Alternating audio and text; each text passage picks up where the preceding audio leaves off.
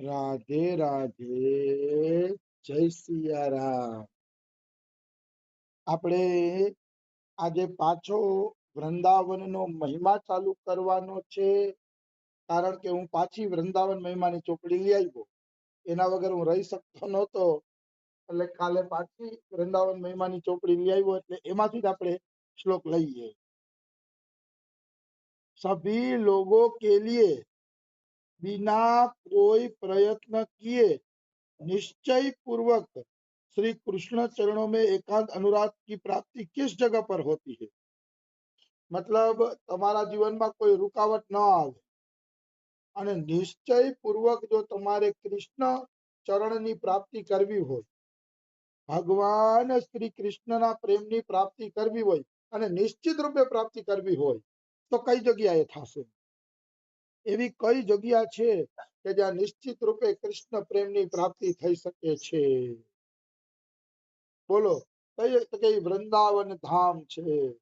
જો કોઈ વૃંદાવન ધામમાં આવી ગયું તો નિશ્ચય પૂર્વક એ કૃષ્ણ પ્રેમની પ્રાપ્તિ કરશે. એમાં કિંચિન માત્ર સંશય નથી. નિશ્ચિત એને કોઈ રૂકાવટ પણ નહીં આવે, એને કોઈ દુઃખ તકલીફ પણ નહીં આવે. હું તો જોઉં છું વ્રજમાં જે સંતો રહે છે એ મજાથી રહે છે. હા, એને રાધા રાણીના વિરહનું દુઃખ હોય એ અલગ વાત છે, એ તો આખી એક અલગ વાત થઈ ગઈ. પણ સાંસારિક કોઈ દુઃખ નથી. સંતો ખૂબ આનંદથી પ્રભુનું ભજન કરે છે વૃંદાવન ધામની અંદર. અમારા બાબા છેલ્લા 2-3 દિવસ ત્યાં સત્સંગમાં બોલે છે કે વૃંદાવનની એક રજનો કણ પણ તમને ભગવત પ્રાપ્તિ કરાવી શકે છે. એક કણ પણ. એમાં એટલી તાકાત છે. બસ નિરપરાધ તમે પડ્યા રહ્યો, તમે કોઈ અપરાધ ન કરો તો વૃંદાવનનો એક કણ પણ તમને શ્રીજી પાસે પહોંચાડી શકે છે, ભગવત પ્રાપ્તિ કરાવી શકે છે. એમાં કિંચિન માત્ર સંશય નથી. અને અહીંયા તો કઈ પ્રયત્ન નથી કરવો પડતો. ઠેક ઠેકાણે કથા કીર્તન અને રાધા રાણીના ગુણગાન હાલે છે. એ આ ભૂમિની એક વિશેષતા છે, એ આ ધામની એક વિશેષતા છે. સતત અહીંયા પ્રભુના ગુણગાન ચાલે રાખે છે. એટલા માટે પણ વ્રજભૂમિ અતિ મહત્વની અને સુંદર અને દિવ્ય છે. એટલે વ્રજભૂમિમાં ઓછા પ્રયત્ને જીવ ભગવત પ્રાપ્તિ કરી શકે છે. કારણ કે આ ભગવાનનું પ્રિય ધામ છે. અતિશય પ્રિય મોહી યહાં કે બાસી, મમ ધામદા પૂરી સુખ રાશી. તુલસીદાસે રામચરિત માનસ ની અંદર આ લખેલું છે. અતિશય પ્રિય મોહે યહાં કે બાસી, મતલબ કે ધામમાં રહે છે એ મને પ્રિય નહીં, અતિશય પ્રિય છે. જે ભગવાન કે મારા ધામમાં રહે છે.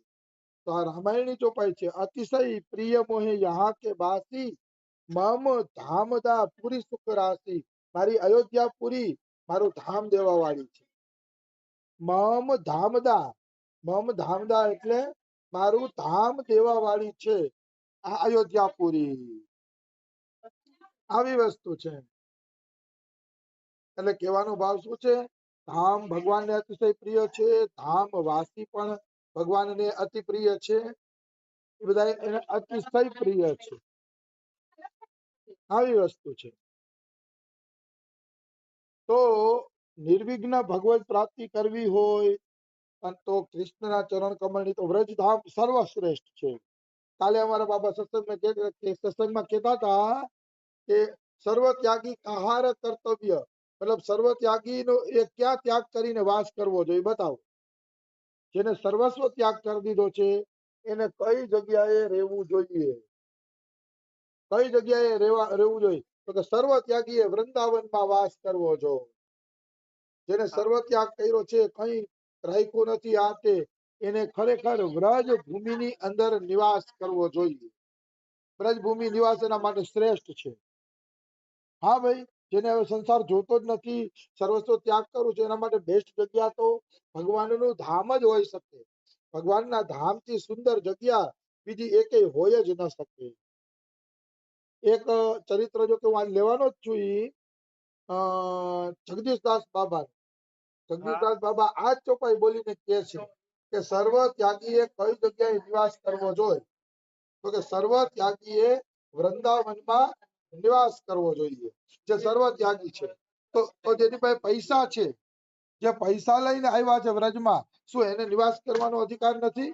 આવો એક પ્રશ્ન પૂછે છે જગદીશદાસ બાબા, કે જે પૈસા લઈને આવ્યા કાં તો કે એને વ્રજવાસ કરવાનો અધિકાર છે, પણ એને કેવી રીતે વ્રજવાસ કરવાનો? તો કે એને છે ને જે સર્વ ત્યાગ કરીને આવ્યા છે એ લોકોની સેવા કરીને વ્રજવાસ કરવાનો અધિકાર છે.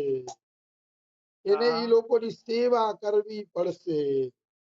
આવી વસ્તુ છે. કાં તો સર્વ ત્યાગ કરીને વ્રજવાસ કરો, અને કાં તો પછી જે સર્વ ત્યાગ કરીને આવ્યા છે એની સેવા કરીને વ્રજવાસ કરો. આ બે ઉપાય છે. એટલે તમે મતલબ પૈસા લઈને આવી શકો છો વ્રજભૂમિ ની અંદર, સુવિધા લઈને આવી શકો છો, પણ એટલું યાદ રાખવાનું કે સુવિધામાં જે સુવિધા લઈને નથી આવ્યા એવા સંતોને ભાગીદાર બનાવો, એવા સંતોની સેવા કરવી, પછી કઈ વાંધો આવતો નથી. આવી વસ્તુ છે. તો વ્રજવાસ સર્વશ્રેષ્ઠ. પછી કહે સર્વ લોક चूड़ामणि भगवान श्री कृष्ण का जो रूप सभी को महा आश्चर्य में डालने वाला है, अत्यंत दीन होकर श्री राधा के श्री चरणों में लौटता हुआ नित्य विहारी रूप कहाँ दिखाई पड़ता है? तो કે વ્રજવાસ શું કામ કરવો જોઈએ? તો કે જે કૃષ્ણ રાધાજીના ચરણોમાં લોટે છે, રાધાજીની ચરણ રજ પણ ધરતી ઉપર જુએ છે તો એમાં લોટે છે, એ ભગવાન કૃષ્ણનું જે પ્રેમી રૂપ છે, એ પ્રેમી રૂપ વ્રજ ભૂમિ સિવાય બીજી કોઈ જગ્યાએ જોવા મળતું નથી. એટલા માટે પણ વૃંદાવન વાસ કરવો જોઈએ. એટલા માટે પણ વ્રજવાસ કરવો જોઈએ. કારણ કે આ નિત્ય વિહારી રૂપ, આ ઠાકોરજીનું જે પ્રેમી રૂપ છે, બીજે બીજે દ્વારકાધીશ રૂપ છે, મથુરામાં મથુરાનાથનું રૂપ છે, એ પણ ભગવાનના જ રૂપ છે. પણ જે રાધાજીના ચરણોમાં લોટે છે, જે રાધાજીના પ્રેમી છે, ગોપીઓના પ્રેમી છે, એવું માધુર્ય રૂપ કેવલ વૃંદાવન ભૂમિમાં જોવા મળે છે. એટલા માટે જેની માધુર્યમય ઉપાસના છે અને જેને માધુર્ય કૃષ્ણની પ્રાપ્તિ કરવી છે, એવા વ્યક્તિએ વૃંદાવનમાં નિવાસ કરવો જોઈએ. વૃંદાવનમાં નિવાસ કરવાથી અવશ્ય એને માધુર્ય રૂપની પ્રાપ્તિ થાય છે. નિશ્ચિત રૂપે માધુર્ય રૂપની પ્રાપ્તિ થાય છે. એમાં કોઈ એટલે કોઈ પણ પ્રકારની શંકા નથી. આવી વસ્તુ છે. પછી કહે છે श्री कृष्ण के चरण कमलों के भजन से प्राप्त परमानंद के भी सार स्वरूप अद्भुतानंद की प्राप्ति कहाँ होती है? मतलब कृष्ण चरण कमल ना भजन थी જે પરમાનંદ મળે છે, અને એ પરમાનંદ નો સાર સ્વરૂપ છે રાધારાણી નો પ્રેમ. રાધારાણી આહલાદીની શક્તિ છે. આહલાદીની એટલે કૃષ્ણને પણ આનંદ દેવા વાળા છે, એટલે એને આહલાદીની શક્તિ કહે છે. એ આહલાદીની શક્તિની ભક્તિ તમને ક્યાં પ્રાપ્ત થાય છે? તો કે કેવલ અને કેવલ વૃંદાવન ભૂમિમાં પ્રાપ્ત થાય છે. આવી વસ્તુ છે. રાધા રાણીની આ જે ભક્તિ છે, પ્રેમા ભક્તિ, એ પ્રેમા ભક્તિ જીવને કેવળ અને કેવળ વૃંદાવનમાં પ્રાપ્ત થાય છે. એટલા માટે વૃંદાવનમાં નિવાસ કરવો જોઈએ. અહીંયા તો સહજ ભક્તિ મળી જશે, કારણ કે સાધુ સંતોનો સંગ છે, ભજન છે, બધું છે, એટલે સહજમાં જ અહીંયા ભક્તિની પ્રાપ્તિ જીવને થાય છે. अरे भाई, उक्त सभी रहस्यपूर्ण प्रश्नों के उत्तर में तू मेरी बात को ध्यान पूर्वक सुन कि ये सारी चीजें तुझे श्री वृंदावन में ही प्राप्त होगी. छले छले प्रबोधानंद सरस्वती કહે છે કે ભાઈ, ઉપર મેં જે બધા પ્રશ્ન કર્યા એ પ્રશ્ન પ્રમાણે જો તમારે જીવન બનાવવું હોય, રાધા કૃષ્ણની ભક્તિ પ્રાપ્ત કરવી હોય, તો તમે કે પ્રેમ પૂર્વક વૃંદાવનનો વાસ કરો. કારણ કે વૃંદાવનમાં વાસ નહીં કરો ત્યાં સુધી આ પ્રેમા ભક્તિ તમને પ્રાપ્ત થશે નહીં. ત્યાં સુધી આ પ્રેમા ભક્તિ પ્રાપ્ત કરવી અતિ કઠિન છે, અતિ દુર્લભ છે. એટલે જો આવી પ્રેમા ભક્તિ પ્રાપ્ત કરવી હોય તો વૃંદાવનમાં તમે નિવાસ કરો, બ્રજ ભૂમિની અંદર તમે નિવાસ કરો. એ સિવાય આ પ્રેમા ભક્તિ ક્યાંય પ્રાપ્ત થતી નથી. આવી વસ્તુ છે. પછી એવું કહે છે, अरे भाई, तुझे वृक्षों की छत्र छाया वाली भूमि को अपने रहने सोने का स्थान बनाना चाहिए. કેવી રીતે વ્રજભૂમિમાં રહેવું, વ્રજભૂમિમાં નિવાસ કેવી રીતે કરવો? તો કે વૃક્ષોની છત્ર છાયામાં જે છાયો મળે એ છાયામાં જ રહેવાનું સ્થાન બનાવી લેવું જો. બીજું સ્થાન મળે તોય ભલે, ન મળે તોય ભલે, એની કાંઈ પરવા કરવી જોઈએ નહીં. પણ તમારે વૃક્ષો નીચે રહી લેવું જોઈએ. મતલબ વૃક્ષો નીચે રહેવું સારું, પણ વૃંદાવનનો ત્યાગ કરવો એ સારું નથી. એના કરતા વૃક્ષની નીચે રહેવું સારું.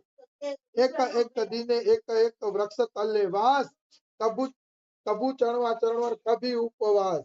તમારા રૂપ સનાતન માટે અમારા બાબા આ બોલે છે કે રૂપ સનાતન નો વૈરાગ્ય કેવો હતો.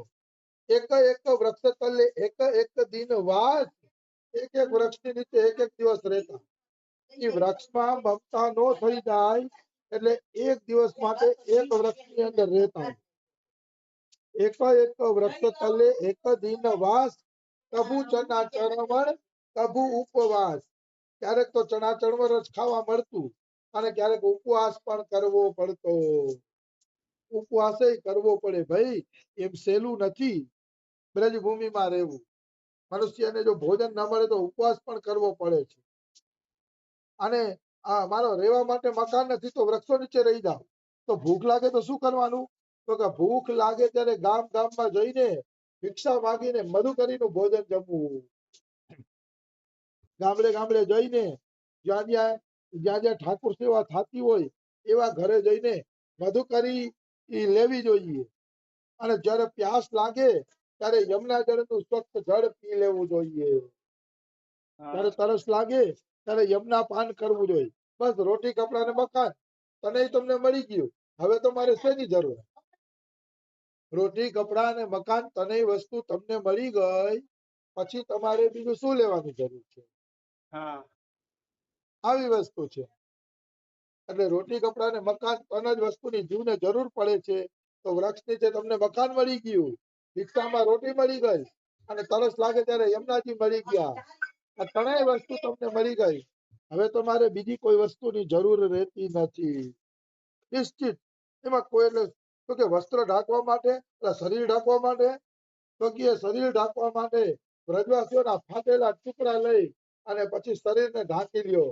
પણ શરીર ઢાંકવા માટે પણ તમે કમાવા ન જાઓ, કમાણી ન કરો. શરીર ઢાંકવા માટે વ્રજવાસીના જે ચિત્રા છે એ ચિત્રાની ફાટેલી ગોદડી બનાવી લ્યો અને ગોદડી ઓઢી લ્યો. પણ શરીર ઢાંકવા માટે કોઈની આશા અપેક્ષા ન રાખો. જો મનુષ્ય આશા કરે છે તો એની ભક્તિ નષ્ટ થઈ જાય છે. આશા વાળો કોઈ દી ભજન કરી શકે નહીં. આશા છોડવી પડે છે. સંસારમાં તમને કોઈ પણ વ્યક્તિની આશા છે તો તમે ભજન નહીં કરી શકો. જો ગુરુ કરે શિષ્ય કી આસ, શ્યામ ભજન તે ભયા ઉદાસ. ગુરુ શિષ્યની આશા કરે તો શિષ્યનું ભજન ખતમ થઈ જાય છે. ખતમ ભજન શિષ્યનું. પછી શિષ્યનું કોઈ પણ પ્રકારનું ભજન રહેતું નથી, નિશ્ચિત રહેતું નથી. એમાં કોઈ એટલે કોઈ પણ પ્રકારની શંકા નથી.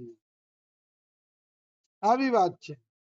એટલે શ્રી ગુરુએ પણ શિષ્યની આશા નથી કરવાની એવું ચોખ્ખું શાસ્ત્ર બોલે છે, એવું ચોખ્ખું શાસ્ત્ર કહે છે.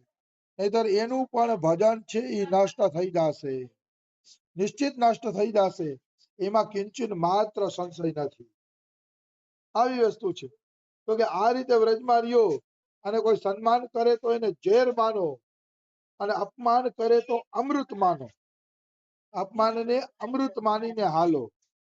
આ રીતે મનુષ્યએ માન સન્માનને ઝેર અમૃત માનીને પછી ચાલુ જ હોય તો એનો વ્રજવાસ સુખપૂર્વક થઈ જશે, નિશ્ચિત સુખપૂર્વક થઈ જશે. એમાં કોઈ એટલે કોઈ શંકા નથી. વ્રજવાસ કરવો હોય તો મનને મારવું પડશે. મન કી તરંગ માર લે રે બંદે બસ હો ગયા ભજન. મનની તરંગ મારી લ્યો એટલે ભજન થઈ ગયું. અને મનની તરંગ જો કોઈ મારી નહીં શકે તો એનું પ્રભુ ભજન થશે નહીં. મનને તો મારવું જ પડશે. એ જ સનાતન સત્ય નિયમ છે. આવી વસ્તુ છે. તો આપણે સમય થઈ ગયો છે. બીજું આપણે કાલે લઈ લેશી. રાધે રાધે ને જય સિયારામ. રાધે જય સિયા